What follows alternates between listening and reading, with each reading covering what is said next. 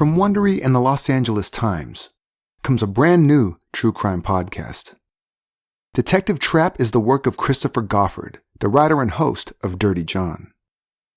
Detective Trapp follows the story of a detective who refused to give up. The only woman on an otherwise all-male homicide squad, Detective Julissa Trapp had her fair share of struggles. But when a young woman's body is found at a trash sorting plant, Trapp learns the murder may be linked to the disappearances of 3 other women in nearby Santa Ana. And because of social injustice, nobody cared enough to go looking for the women who went missing while working on the streets. Detective Trapp takes you into the life of a cop, the case of a lifetime, and her unwavering determination to catch a serial killer. If you're as intrigued as we are, follow the series and hear how it all unfolds. Subscribe to Detective Trapp on Apple Podcasts, Spotify, or wherever you're listening right now. You can also find the link in the episode notes. And now, for today's episode of The Evidence Locker. Our cases have been researched using open source and archive materials. It deals with true crimes and real people. Each episode is produced with the utmost respect to the victims, their families, and loved ones. Built in the 16th century, Fox Tower in Beijing rises above the ancient Tartar city wall that encompasses the inner city. The Fox Tower is a rectangular tower of gray brick with upturned eaves and a watchtower at the very top. For centuries, locals have avoided the tower, especially at night, as they believe it is inhabited by deadly fox spirits. In Chinese mythology, a fox spirit can transform itself into the shape of a beautiful but dangerous woman. These beings intuitively know things about people who can be as far as 1,000 miles away. They can possess men, poison them by sorcery, causing them to lose all memory and knowledge. On a frosty morning in January 1937, the Fox Tower stood vigil over the badly mutilated body of a 19-year-old woman.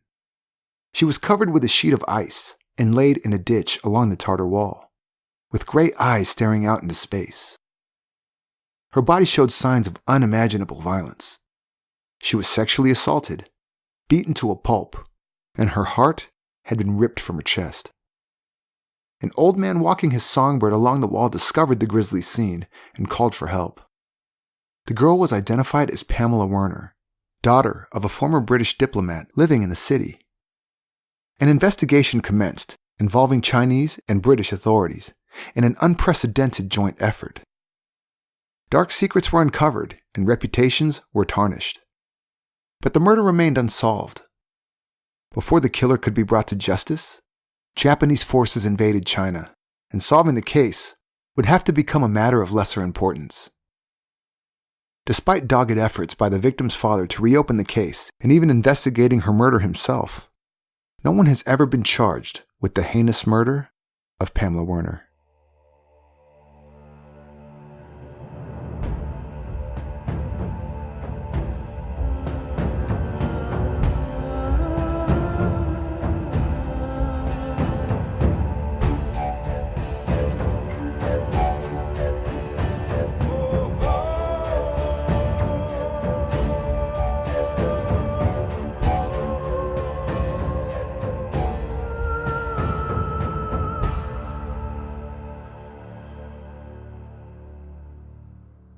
In the early 20th century, Beijing was referred to as Peking by most Western cultures.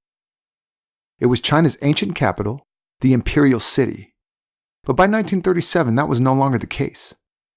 Taiwan was given the title of capital in 1930, and after 9 more changes, Beijing was reinstated as the capital in 1949. In 1937, though, Peking was home to about 1.5 million residents, of which 2,000 to 3,000 were foreigners.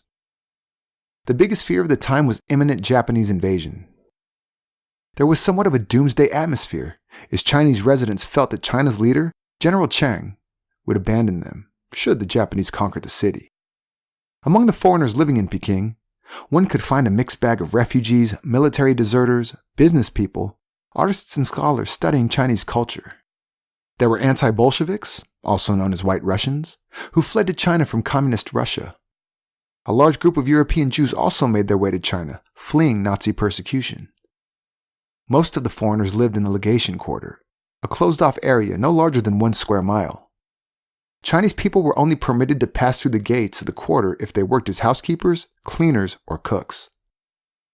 The exchange rate meant that people coming from England or America could afford a life of leisure with very little money. The Legation Quarter had European-style buildings with paved streets, parks, restaurants, and social clubs. There were regular parties with a lot of drinking, debauchery, and gossip. Some people referred to life in the quarter as living inside a fishbowl. Just outside of the quarter was an area called the Badlands. As the name suggests, it was a rough area with bars, gambling dens, and brothels. It was a dangerous and seedy place that wealthy people from the Legation Quarter preferred to avoid. Desolate foreigners on their last hope tried to survive there, making a living from drug dealing, sex work, or gambling in the Badlands. There was an obvious class distinction between the Legation Quarter and the Badlands. Well-to-do expats would not typically live outside the quarter, but there were some intellectuals and artists who lived just outside of its walls. One of these traditional Chinese-style homes on a narrow lane, or hutong, was home to E.T.C. Werner. Werner was a New Zealand-born English citizen, the son of a wealthy Prussian heir. Werner grew up all over the world, as his father had the desire and means to travel constantly. His father passed away when he was a teenager, and he was encouraged to make something of himself. He completed his schooling in Tunbridge, but didn't want to live in England. Werner knew his life would include travel and adventure, and after high school, he took the Foreign Office's cadet exam, after which he was sent to Peking to learn Chinese. He worked in the diplomatic service and became passionate about Chinese language, culture, and history. He rose through the ranks and eventually served as Consul of England to China, a much coveted position. However, Werner was a somewhat odd character who never shied away from confrontation and controversy. He was forced to retire from diplomatic service after striking a customs official with a whip at the British consul in Fuzhou. He denied that this incident ever took place, but the damage was done.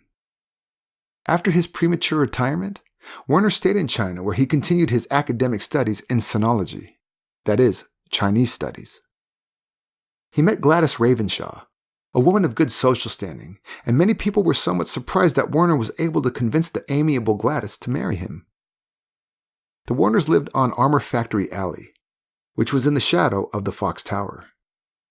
Most residents in the narrow lane were foreign, as locals did not want to live close to a haunted tower, and because of Werner's affinity for the local culture, their home was an authentic mix of traditional Chinese interior with modern conveniences similar to what other expat homes boasted. Unable to conceive, the couple adopted a 2-year-old girl from a Portuguese orphanage in Peking in 1919. They named her Pamela. She was left at the home when she was a newborn baby, and the nuns did not know anything about her biological parents. Pamela had a fair complexion and strikingly gray eyes, and the general assumption was that at least one of her parents must have been Russian. Pamela was believed to have been born on the 7th of February in 1917. We'll take a quick break for a word from our sponsors. HelloFresh is the UK's leading recipe box service, delivering fresh, pre-portioned ingredients and step-by-step recipes to your door. It's the easy, convenient way to cook delicious dinners from scratch every time. Choose your favorites from 19 recipes every week, including rapid recipes, ready in 20 minutes or less, family favorites, British and world cuisine, and even a lower-calorie balanced range. And because all the fresh ingredients come direct from their suppliers, pre-portioned for you, there's no food waste. HelloFresh are offering our listeners £60 off 4 boxes. Visit www.hellofresh.co.uk and enter the code EVIDENCE at the checkout to enjoy delicious dinners without the drama. There are new recipes every week, some trusted favorites, others slightly more adventurous, and it's all up to you what you choose to include in your order. Are you a creamy mushroom gnocchi fan? Or would you rather go for steak strips, cheesy wedges and posh gravy, or the Mexican spice salmon roll from the street food range? Because not all weeks are the same, HelloFresh is a flexible subscription with no minimum term, so you can skip weeks, change box size and delivery address to suit your life. Enjoy delicious moments with HelloFresh. Head to hellofresh.co.uk, choose a box, a delivery slot, and add your favorite recipes. Discover the easy way to delicious dinners from scratch. HelloFresh are offering our UK listeners £60 off 4 boxes. Visit www.hellofresh.co.uk and enter the code EVIDENCE at the checkout to enjoy delicious dinners without the drama. Now, back to today's episode. The family of 3 was happy for a while, but Gladys Werner always seemed to be struggling with her health. In 1922, she was diagnosed with meningitis, and her health deteriorated rapidly. Gladys Werner eventually passed away due to an overdose of medication which she was taking for her illness. Because her devoted husband was by her side all of the time, there was a lot of speculation amongst the foreign community that he had perhaps caused her death, but it could not be proved. Pamela was only 5 when she lost her adoptive mother. Werner stepped up as a single father and made sure that, if nothing else, Pamela received a solid education. From a young age, she was fluent in English and Chinese, like her father. She was comfortable outside the compounds of the Legation quarter, and Werner encouraged an appreciation of Chinese culture and tradition. Werner wrote many articles and academic papers about China and took a keen interest in the language and various dialects. He often traveled for research purposes. Once, he even left for an undetermined amount of time on a quest to find the burial site of Genghis Khan. He was an academic through and through, and gave lectures at Peking University from time to time. When Werner traveled, Pamela was left in the care of household staff at Werner's residence on Armour Factory Alley. She had access to the best education. But once she entered her teenage years, she became somewhat harder to manage. Like her adoptive father, she was headstrong and rebellious, and was asked to leave a couple of schools, which made it difficult and sometimes impossible to enroll elsewhere. There was no shortage of malattention either, and Werner grew increasingly concerned about Pamela's virtue, as it was a social concern of the time. On one occasion, a young Chinese man came to the Werner home to ask Pamela out. Werner exploded and attacked the man with a cane in front of their house. Werner eventually sent her to board at Tientsin Grammar School in Tianjin, about 80 miles or 130 kilometers from Peking. At first, it looked like Pamela was settling in well. She was quieter than usual and did what was expected from her. She had many friends, and boys also took notice of young Pamela. She had a boyfriend. Some said that he was the most popular boy at the school. His name was Michael Misha Ajelski, a good-looking Polish Jewish boy who was a keen athlete and a champion swimmer. But it was only a matter of time until things turned sour for Pamela in Tientsin. She accused the school's headmaster, Sidney Yates, of making sexual advances on her. Werner was furious and threatened to expose Yates. Because of this incident, Werner decided to send Pamela to England to finish off her education. He was also concerned that Pamela was too social for her age, and thought that the more rigid environment of a traditional English school would put her back in line. She was always out and about, meeting friends and making new acquaintances. Because of her school being in Tientsin, it was almost like she had 2 lives, her school life and her private life in Peking. Her friends at school regarded her to be somewhat more conservative and innocent. But when Pamela visited Peking, she dressed up a bit and appeared to be older than she actually was. During a school holiday in 1937, Pamela went home to visit ETC Werner in Peking. She was looking forward to seeing her boyfriend Misha, but it's not clear if she ever told her dad about his planned visit to Peking. She filled her days by going for bicycle rides around the city, ice skating with friends, and going out to dinner. In December 1936, she booked a session at the most reputable photo studio in the city to have some photos taken. In the photos, the fair and beautiful Pamela is dressed in a long tailored dress that complemented her slender figure. She looked graceful, with a cheeky glint in her eyes. This is in stark contrast to previous photos of her as a somewhat frumpish schoolgirl. It's almost like she wanted to redefine herself as a young woman, ready to take on the world. She was just shy of 20 years old, and although her youth is evident in the photos, the way she carries herself made her appear to have the confidence of a slightly older woman. On the morning of January 7th, 1937, Pamela went out for a while, cycling into town. When she arrived back home, she wrote a couple of letters to school friends in Tientsin. One of the Werner servants, named Ho Ying, was heading out to buy some food around 3 p.m. He asked Pamela if she needed anything from the shops. perhaps her usual request for something sweet. On this day, Pamela said that Ho Ying didn't have to get her anything, seeing as she was on her way out too. She said that she would be home for dinner at 7:30 p.m. and asked if Ho Ying could make meatballs and rice. The gatekeeper at the Werner residence saw Pamela leave on her bicycle shortly after Ho Ying left for the shops in the late afternoon. Pamela met up with good friend Ethel Gurovich at the Wagenlied Hotel. Ethel was the daughter of Russian immigrants and had known Pamela for about 5 years. The Grand Hotel de Wagenlied was a popular meeting spot for expats. It was an imposing building with a welcoming palm court, plush chairs, and only the best furnishings. Pamela said that she had been to the hotel earlier, then left for a while before going back to meet Ethel. Information about Pamela's movements that afternoon came out at a later stage.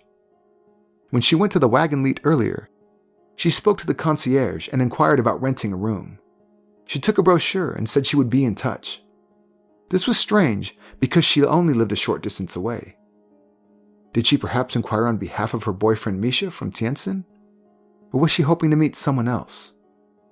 From the hotel, Ethel and Pamela went to Ethel's family home. It was Russian Christmas on the Russian Orthodox calendar, and Ethel's mother joined the two girls for tea and cakes. She noticed that Pamela ate very little. She asked her if everything was okay, and Pamela said that she wasn't hungry. At 6 p.m., Pamela and Ethel arrived at an ice rink run by a French company not too far outside of the Legation quarter. At that time, ice skating was popular in Peking, and there was a number of ice rinks in the city. The French-run rink was new, and Pamela had visited it the previous day with some other friends from the Legation quarter. Pamela and Ethel met up with a mutual friend, another Russian girl called Lilian Marinovsky, and they skated together for most of the evening. Pamela left her friends for only a brief while to talk to another female friend. They were having fun and time flew by. At 7:30 p.m., Pamela realized she was running late for dinner and said that she had to go home. Her friends were slightly concerned and asked if she was okay to cycle home at night. It was unusual for young foreign girls to cycle around the city by themselves, but Pamela had been doing so for years and said that she never feared for her safety. Her last words as she was leaving the ice rink were, "Nothing can happen to me here in Peking." Then she flung her skates over her shoulder and cycled off into the night. ETC Werner waited till 8 p.m. before he had his dinner. At first, he was agitated that Pamela was running late, but it wasn't unusual for her. She habitually arrived in a rush, because she often lost a sense of time when she was with her friends. As time went on, he became increasingly worried. At 10:30, he asked house servant Ho Ying to go to the ice rink and see if Pamela was still there. By the time Ho Ying reached the rink, it had already closed for the night. A handful of cleaners and workers were around and could not give any information about Pamela. More than 200 people had visited the ice rink that night, and it was impossible to keep tabs on every skater. Ho Ying returned to tell Werner that there was no sign of Pamela. Werner told his servant to go home, after which he took to the streets of Peking himself, with a flashlight, to look for his daughter.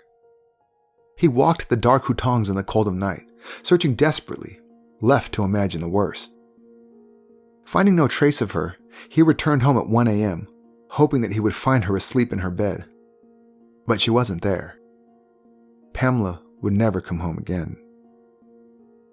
Around 8 a.m. on the misty morning of January 8, 1937, two rickshaw drivers noticed some wild dogs near the Fox Tower along Peking's old city walls. The dogs were sniffing around a bundle of sorts. An old man, who was out walking his songbird in its cage, also noticed the dogs and went to have a closer look. That's when he saw the badly mutilated body of a young girl lying face up in a ditch. He ran and called for help from a police phone box nearby. Colonel Han Shicheng of the Peking police was placed in charge of the investigation. The face of the girl was so severely injured, it was not possible to know if she was European or Chinese. However, her fair hair, strikingly gray eyes, and clothing made investigators conclude that she was, in fact, European. The first assumption was that she was Russian. The girl had been disemboweled, and first responders thought that wild dogs had mauled her remains. Colonel Han called the Legation Quarters Police Commissioner, W.P. Thomas, to the scene, and although the case fell under Chinese jurisdiction, it was to become a joint investigation, a first of its kind at the time. ETC Werner had resumed the search for his daughter in the morning and happened to walk past the scene at the Fox Tower, which was only about 250 yards from his home. A crowd had gathered, and police officers held curious rubberneckers at bay. Werner approached, and as soon as he saw the body, he recognized her clothing and shouted Pamela's name in despair. He forced his way past the makeshift police barricade and collapsed next to his daughter's mutilated body. Police escorted the grief-stricken Werner from the area and secured the scene. Later that day, Pamela's body was taken to the Peking Union Medical College for a post-mortem examination. In January 1937, it was not uncommon to find dead bodies on the streets of Peking. There were many suicides, desperate and displaced foreign individuals who could not see a way out of their dire circumstances. And with the threat of a Japanese invasion looming, political assassinations were also on the rise. Then there was also an underbelly of criminal activity that plagued the city of Peking. Drug dealers, pimps, and gangs often clashed in confrontations, resulting in death. However, a death like Pamela's was very unusual. It was obvious that her attack was violent and brutal. Colonel Han and Commissioner Thomas knew that the investigation would be tricky. Because Werner was a former diplomat, the British Embassy would have wanted the case handled in a discreet and efficient manner. The investigators decided that they needed an envoy, someone who did not have to answer to the diplomatic authorities, but who would be able to question and investigate the expat community living in Peking's Legation quarter. Detective Chief Inspector Richard Dennis, a former Scotland Yard detective, was brought in from Tientsin. DCI Dennis, working closely with Colonel Han, took on the challenging investigation that would expose some of Peking's darkest secrets. When Pamela Werner's body was found, her expensive watch was still on her wrist, which meant that the motive for her murder could not have been robbery. The platinum watch with diamonds had stopped shortly after midnight, around the estimated time of death. There was a lot of blood on her body, but nothing on the ground around her. If she had been murdered at the spot where she was found, the scene would have been a lot messier. Pamela was murdered somewhere else, and her body was placed at the Fox Tower after she had bled out. There was no sign of her bicycle or ice skates anywhere near the scene. In fact, none of that was ever found. The autopsy concluded that Pamela Werner's death was caused by blunt force trauma to the head. The wounds were inflicted by someone standing in front of her, in close proximity to her. She faced her killer as he hit her over the head again and again.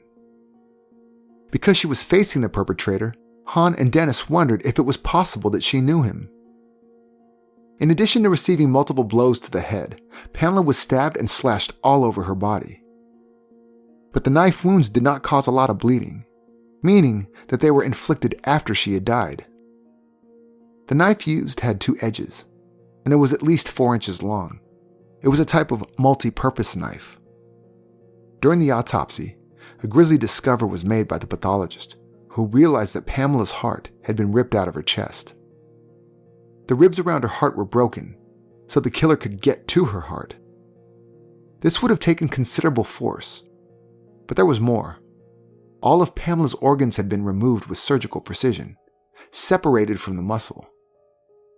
This was not the work of the wild dogs at the Fox Tower, but rather a deliberate procedure. The person who took out Pamela's insides knew what he was doing. Could the killer have been a surgeon, a butcher, or perhaps a hunter? In any event, the killer did not finish the disembowelment, which made investigators wonder if he had been interrupted. One of the organs left intact was Pamela's stomach. Its contents revealed that she had eaten Chinese food sometime before her death. After having only a couple of bites of cakes and tea at Ethel Gurovich's home, her friends were with her until 7:30. She did not have anything to eat in that time. No one could assist police with information about when or where Pamela had eaten Chinese food in the time leading up to her death. The autopsy also found that Pamela had been sexually assaulted before her death. Her stockings were torn, her skirt was not fastened, and her underwear was missing. This supported the theory that she was murdered and mutilated somewhere else, before she was redressed and then dumped at the Fox Tower. Because of the horrific nature of Pamela's murder, Colonel Han decided to keep the autopsy results away from the press. He briefed all officers not to speak to journalists and kept the only copy of the report locked in a drawer of his own desk. Between Colonel Han and DCI Dennis, they questioned a wide range of witnesses, from street dwellers to the most respectable members of the expat community. Some leads came, but were then dismissed quickly. There was a Russian woman who accused her husband and said that on the night of the murder, he came home with blood on his clothes. However, he was ruled out as a suspect when police realized the couple had a volatile relationship, and the wife implicated the man simply to get back at him for visiting brothels behind her back. More than one witness came forward and reported seeing a rickshaw wash blood from the cushion of the seat in his rickshaw in a river close to the spot where Pamela's body was found. But it was later verified that the blood was from a fight between a Russian local and an American Marine. Some people from the Legation quarters started whispering about Pamela's father, etc. Werner. They wondered if he could have been responsible for his daughter's demise. He had clashed with so many people and everyone knew about his explosive, aggressive nature.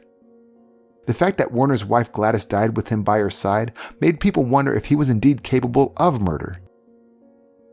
And Werner himself was aware of these rumors, but he ignored them and embarked on a mission to solve Pamela's murder. Police tried to retrace Pamela's last movements. They concluded that she possibly cycled through the Badlands. She wouldn't usually go there as it wasn't a very good area, but she was running late for dinner and it was the shortest route. Investigators went around bars and hutongs and asked everyone for information. But with so much illegal activity in the area, most people were used to turning a blind eye, and it took a while before they even got a break. A Russian landlady told Colonel Han and DCI Dennis that she saw one of her tenants with a bloody knife and a piece of blood-soaked cloth. This information opened up a can of worms that would lead right back to the upper crust of the Legation quarter. The tenant was taken in for questioning and refused to speak. He would not even reveal his identity. Investigators eventually figured out that the man in custody was a Canadian called Pinfold. Canadian authorities were looking for him, seeing as he was AWOL from his post in the Canadian Army. He spent some time in the US before leaving for China. Police were able to establish that when he arrived in the East, he worked as a bodyguard for a warlord. But when the crime boss closed up shop, he found himself without a job. Pinfold was struggling to get by and took whatever job he could find, usually handling security for shady business deals. An officer working with Han and Dennis said that he recognized Pinfold from Pamela's crime scene. The officer had been on duty, making sure no one disturbed the scene when he noticed Pinfold, who lingered near the spot looking on. He stayed longer than other onlookers, and the officer felt that he was a suspicious character. When detectives questioned people in the Badlands, they found out that Pinfold worked as security at a local bar. The bar was located on one of the routes Pamela could have taken to get home from the ice rink the night she was killed. A barman was able to provide them with some information about Pinfold's weekend activities. He had taken a security job at a nudist lodge at a discreet location in Peking's Western Hills. People from the city would spend their Saturdays and Sundays out in nature, in the nude, swimming, having cocktails, and hunting. Colonel Han and DCI Dennis confronted Pinfold with this information, and realizing they knew who he was, he agreed to talk. Pinfold was adamant that he did not know Pamela Werner. When he was asked about the bloody knife in his possession, he stopped talking. When pathologists tested the blade, they concluded that the blood was from an animal, not a human. When asked, Pinfold freely gave details about the nudist weekends. He said they were bohemian and unorthodox perhaps, but nothing sinister ever took place. Nudism wasn't a crime after all. The get-togethers were organized by an American dentist called Wentworth Prentice, whose list of dental patients included uber-wealthy jet-set type expats living in Peking. Sometimes there would be parties at Prentice's home, with erotic dancing and even alleged orgies. Police had no grounds for holding Pinfold any longer, and he was released. But his story about the nudist retreat piqued their interest. The fact that people went hunting was relevant, because it could have been a hunter who expertly slaughtered Pamela Werner. The starting point was an interview with the man who arranged the meetups, the dentist, Wentworth Prentice. After graduating from Harvard, Prentice moved to China with his family. However, his wife and children returned to the US in 1932 without him. He stayed behind in their home in the Legation quarter. On record, Prentice expressed concern about the whereabouts of one of his children to the U.S. consulate, but his statement did not provide any more details. Prentice had never had any issues with the law and seemed to be an upstanding member of high society. DCI Dennis questioned Prentice at his home, and he said that he never met Pamela Werner. When asked about his movements on the night of Pamela's murder, he said that he had spent most of the night at a local movie theater. Residents of the Legation quarter were incensed that the popular dentist was even considered as a possible suspect and came to his defense. The general feeling was that Pamela was killed by a Chinese person, not a Westerner. Pamela's father, E.T.C. Werner, did not buy this. His intimate knowledge of Chinese culture and traditions told him that there was no reason, ritualistic or medicinal, for a Chinese person to have killed a random European girl. He believed that Pamela's murder was personal, committed by someone who knew her. It could have been a person of any cultural background. A neighbor of the Werners on Armour Factory Alley came forward and told police that she feared she may have been the intended target. Helen Foster Snow was married to Edgar Snow, an outspoken journalist with many enemies. Helen felt that the ultra-nationalist group called the Blue Shirt Society could have sent an assassin to kill her as a warning to Edgar, but they took out the wrong person. The Snows ran a journal called Democracy, and the couple associated with radicals and communists. At the time of Pamela's death, Edgar was writing a book called Red Star Over China, containing an interview with Mao Zedong. The book was critical of the Chiang government, and an organization like the Blue Shirts would have done anything to prevent publication. It was a commonly known fact that the Blue Shirts eliminated troublemakers, whether they were Chinese or not. According to information given to the detectives by Helen Snow, the Blue Shirts believed in organ medicine and often cut hearts out when they committed murders. The theory of mistaken identity was not entirely impossible. Helen and Pamela looked alike, although Helen was about 10 years older than Pamela. Because the murder was committed at night, someone could easily have mistaken the two. However, an assassination did not typically include the level of mutilation that occurred in Pamela's death. Typically, a target would be executed by an expert gunman, requiring only one shot. They could not find evidence of the Blue Shirts disemboweling their victims, and the investigation needed to move on to consider other possibilities.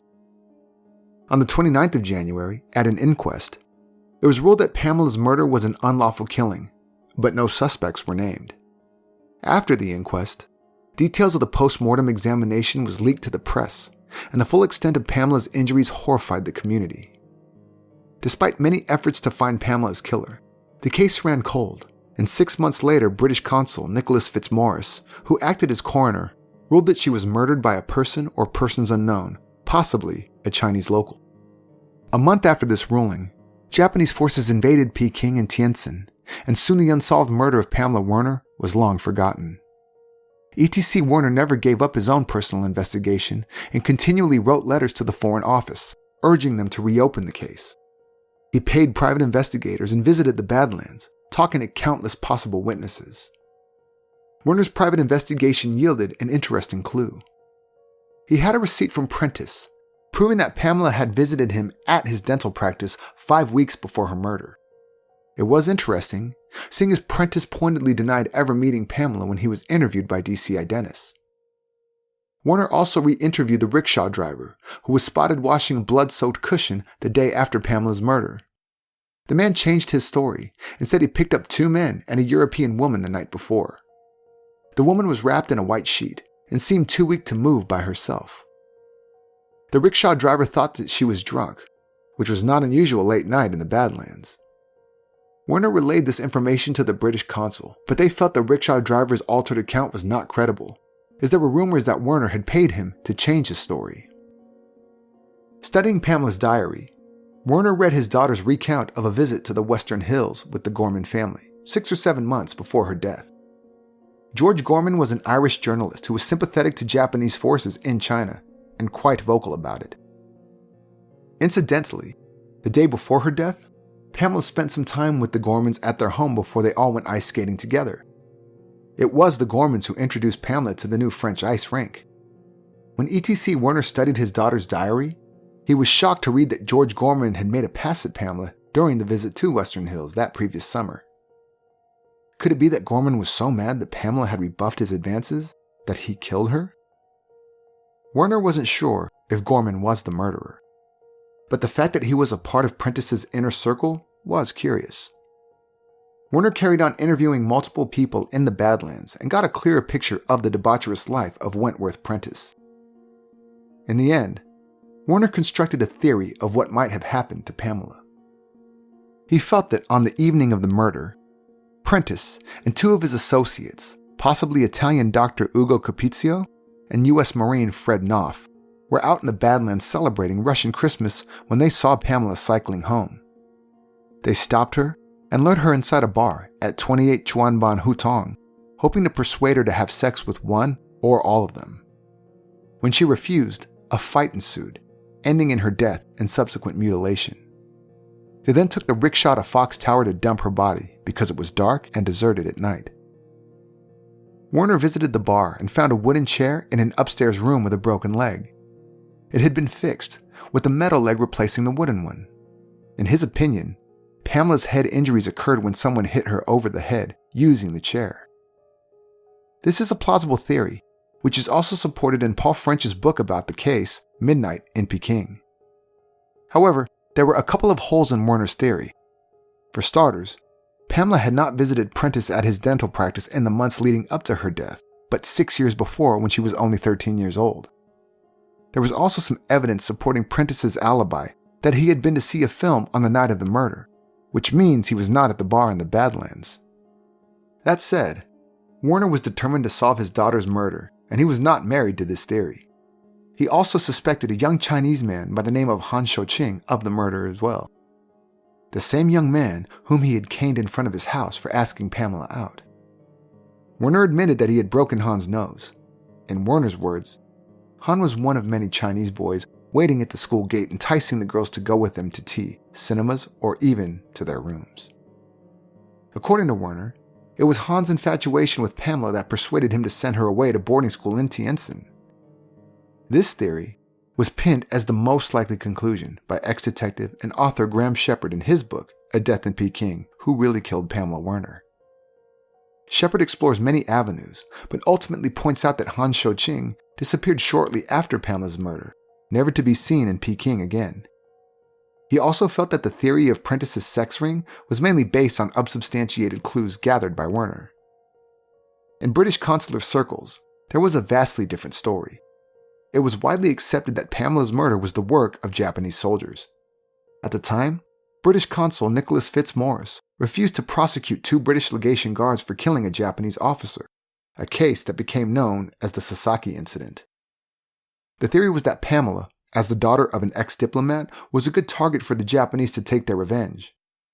However, the sources of information regarding this case have been brought into question over the years and pretty much debunks this theory. After Japanese invasion of Peking in 1937, the city's landscape changed forever. In March 1943, all Europeans were forced out of the Legation quarter and taken to an internment camp. Werner and Prentice lived in the same camp, and it is said that Werner often confronted the man he accused of his daughter's murder. But Prentice wasn't the only one. Werner was always theorizing and looking for answers. After the war, Werner returned to Peking for a while, but his attempts to reopen Pamela's case were unsuccessful.